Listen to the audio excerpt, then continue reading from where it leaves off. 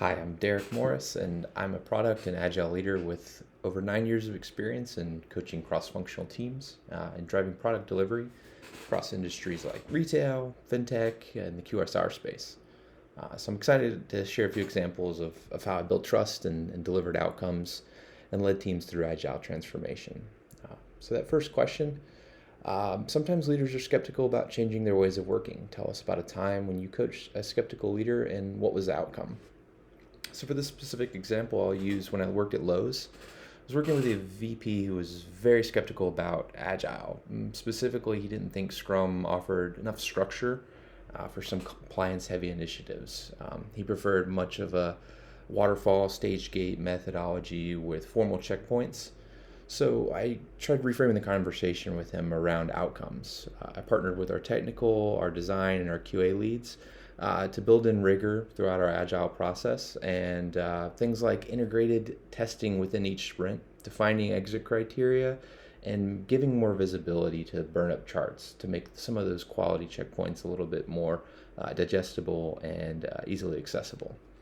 So the result there was after about two sprints, we saw a defect rate drop by about 25%. We saw faster stakeholder sign off. And eventually that VP ended up supporting and expanding the model across multiple teams.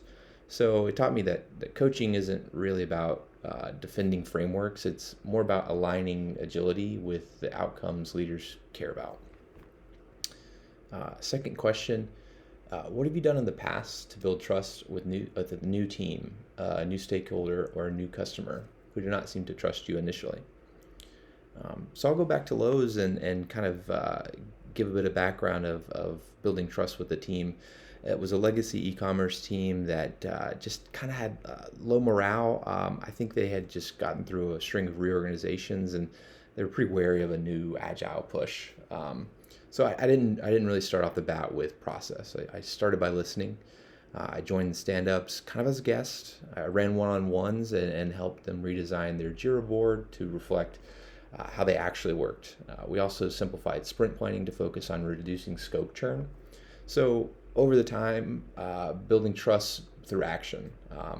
By about the third or fourth sprint, we were already initiating improvements on our own. Retros were more honest. Some of the team health scores began to rise. So, trust isn't built overnight. It's built by showing up consistently and making things a little bit better each day. Third question, share one thing that you, as an Agilist, contribute which constantly prompts good feedback and results.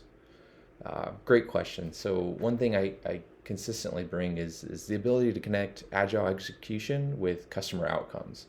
I don't just facilitate, but I help teams understand the why behind the work. So an example is at Potbelly, where I'm currently employed in, and we needed to streamline some of the digital menu and pricing changes across the website and the mobile platforms. So facilitating that cross-functional backlog sessions with operations and marketing partners, implementing visual scope tracking, and making sprint demos more insight-driven with metrics tied to pricing experiments, and kind of aligning those to sprint goals. So because of that focus, we reduced our menu update lead time from about over a week, maybe 5 days, to under 48 hours. So while also improving collaboration across departments and understanding everyone's work. So that blend of clarity, accountability, and team empowerment is what I consistently aim to deliver. And the final question, tell us about a time, or tell us about the largest challenge that you have faced as an Agilist and how it was resolved. One of the biggest challenges I faced was back at US Bank, where I was supporting teams in a safe environment, a scaled agile framework. It was during a shift from more project delivery to product-led growth. Agile ceremonies were happening. You just felt disconnected. Teams were sprinting, but without a real shared vision or clarity on what the business outcomes were. So it felt like a agile in name only.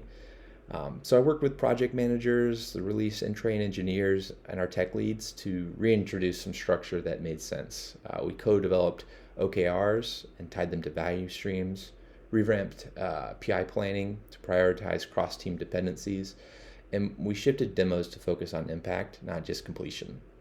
So over 2 PIs, we saw better velocity. We saw it kind of leveling out and being more consistent.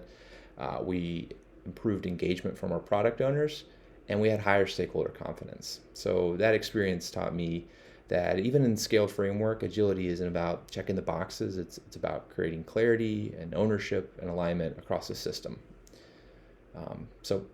Thank you for the opportunity to share a little bit about my experience. I'm really excited about looking forward to talking more.